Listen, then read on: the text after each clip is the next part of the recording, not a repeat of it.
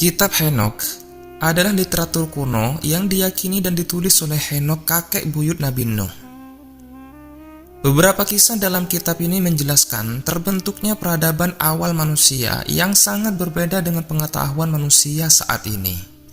Kitab Henokh ini dipercaya mengungkap misteri peradaban kuno yang hilang.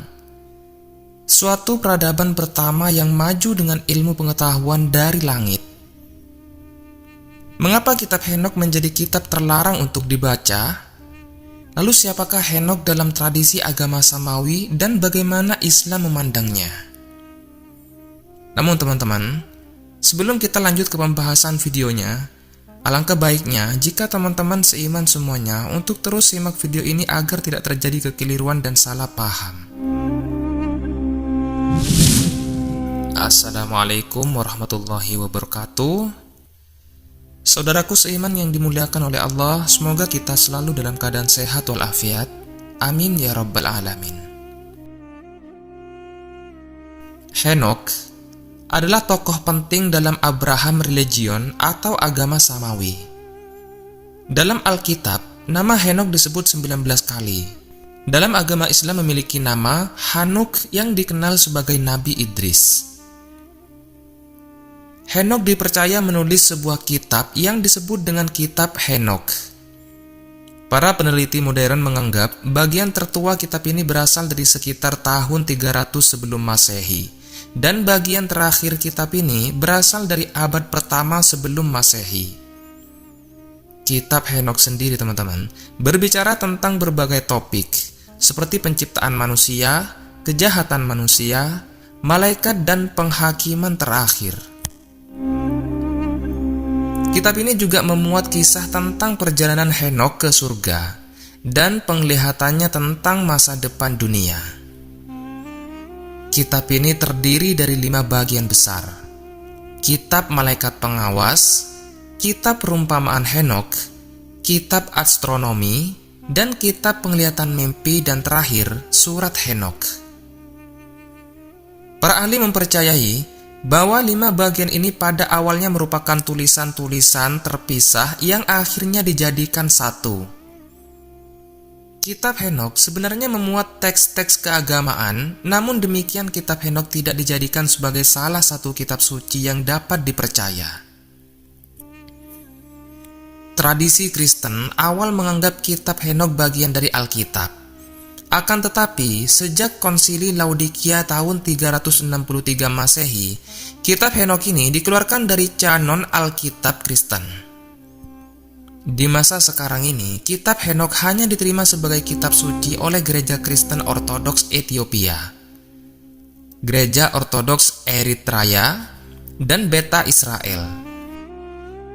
Dalam Konsili Laodikia, otoritas gereja Roma mengibliskan Kitab Henokh dengan menyatakan sebagai bidat sesat serta memerintahkan untuk membakarnya, sehingga menyebabkan musnahnya kitab ini dari peredaran. Alasan utama penolakan terhadap Kitab Henokh adalah ajaran tentang para malaikat yang turun dari surga dan berhubungan seks dengan perempuan manusia. Dalam Kitab Henokh ditulis para malaikat yang pada awalnya bertugas sebagai pengawas atau the water bagi manusia, mulai tertarik dengan kehidupan di bumi, dan hal ini terjadi ketika mereka melihat banyak wanita cantik yang lahir dari bangsa manusia. Para malaikat itu pun memutuskan untuk turun ke dunia sehingga mereka dijuluki dengan The Fall of Angels, malaikat yang jatuh. Hasil hubungan antara malaikat dengan manusia melahirkan manusia raksasa yang disebut dengan Nephilim. Nah, Nephilim adalah ras manusia kuat namun berperilaku buruk. Para raksasa ini kemudian membuat kerusakan di bumi, memperbudak manusia, dan menguras sumber daya alamnya. Kondisi demikian terjadi hingga zaman Nabi Nuh. Keadaan bumi yang demikian rusaknya membuat Tuhan harus menghapuskan makhluk-makhluk keji dari muka bumi. Tuhan mengirimkan banjir besar yang menghapuskan mereka semua. Dalam tafsir Kitab Henokh, keberadaan para raksasa sangat mempengaruhi sejarah peradaban kuno umat manusia. Dewa-dewa dan para raksasa selalu muncul dalam kepercayaan-kepercayaan. tradisi-tradisi maupun legenda-legenda kuno di seluruh dunia. Mulai dari Sumeria, Babilonia, Mesir, Yunani, Romawi, Maya dan sebagainya hingga saat ini. Menurut kitab Henokh, selain melampiaskan hawa nafsunya, para malaikat juga mengajarkan banyak hal kepada manusia.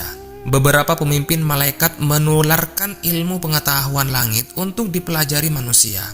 Misalnya Azazil, yang mengajarkan manusia seni perang, pembuatan pedang, pisau, perisai dan baju besi, dan mengajari perempuan seni menghiasi tubuh, rambut, melukis wajah dan alis.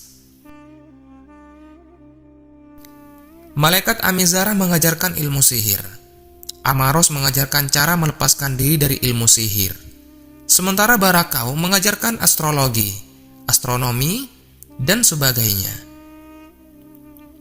Kecerdasan yang ditularkan para malaikat membuat kisah dalam kitab Henokh menjadi inspirasi bagi para peminat sejarah alternatif dan legenda-legenda kuno.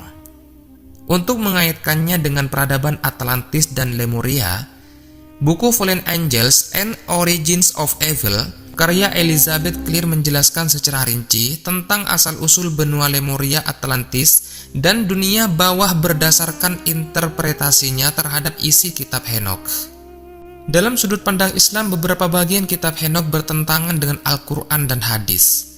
Terutama kisah tentang malaikat yang memberontak Al-Quran menerangkan bahwasanya malaikat adalah makhluk yang taat senantiasa mengerjakan apapun yang Allah perintahkan dan tidak pernah mendurhakai Allah. Islam juga memandang bahwa malaikat tidak memiliki nafsu, dan inilah sifat malaikat yang membedakannya dengan manusia sendiri. Henokh sendiri dalam Islam disebut dengan Nabi Idris. Nabi Idris bernama asli Ahnuh bin Yarid. Pemberian nama Idris dipakai karena banyak mempelajari kitab-kitab dan mushaf Nabi Adam dan Syed. Kata Idris sendiri berasal dari bahasa Arab dars, yang artinya pembelajaran atau mengajarkan. Melalui interpretasi makna nama, para ulama menyimpulkan bahwa Nabi Idris merupakan penemu teknologi awal. Nabi Idris adalah orang pertama yang mengenalkan tulisan serta membuat baju dengan benang. Manusia sebelumnya menggunakan kulit pohon atau kulit binatang.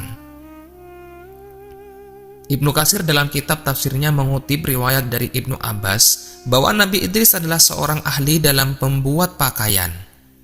Sedangkan menurut catatan sejarah, temuan arkeologis berupa lempeng tanah liat dari Irak. Disebutkan kisah Raja Atrahasis dalam salah satu daftar Raja Sumeria. Atrahasis ini secara bahasa berarti sangat bijaksana, dan raja ini dikisahkan hidup di masa sebelum banjir besar. Makna nama dan periode hidupnya memiliki kesamaan dengan Nabi Idris. Beberapa ulama menyebutkan Nabi Idris alaihissalam hidup sekitar tahun 4533 hingga 4188 sebelum Masehi, sezaman dengan peradaban Sumeria. Keterkaitan bangsa Sumeria ini dengan Nabi Idris semakin terlihat ketika beberapa penelitian membuktikan bangsa Sumeria ini telah mempelajari ilmu perbintangan untuk mengetahui masa bercocok tanam yang baik. Bangsa Sumeria juga diketahui sebagai peradaban yang mengembangkan sistem aksara pertama. Nah, dari kisah Nabi Idris ini kita mengetahui perkembangan peradaban manusia. Didapatkan dari proses belajar manusia itu sendiri, bukan dari makhluk lain di luar bumi seperti malaikat ataupun makhluk lainnya.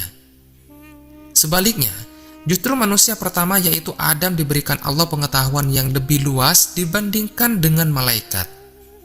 Sebagaimana tertulis dalam Quran surat Al-Baqarah ayat 33. Setelah tugas dakwahnya selesai, Nabi Idris diwafatkan dalam kondisi yang indah. Riwayat masyhur menyatakan bahwa Nabi Idris diangkat oleh malaikat ke langit dan wafat juga di langit keempat. Lalu apakah Nabi Idris yang menuliskan kitab Henokh? Banyak para ahli meragukan kitab Henokh ditulis oleh Henokh atau Nabi Idris. Oleh karena itu, kitab ini disebut dengan Pseudepigrapha. Pseudepigrafa adalah karya yang memalsukan nama pengarangnya.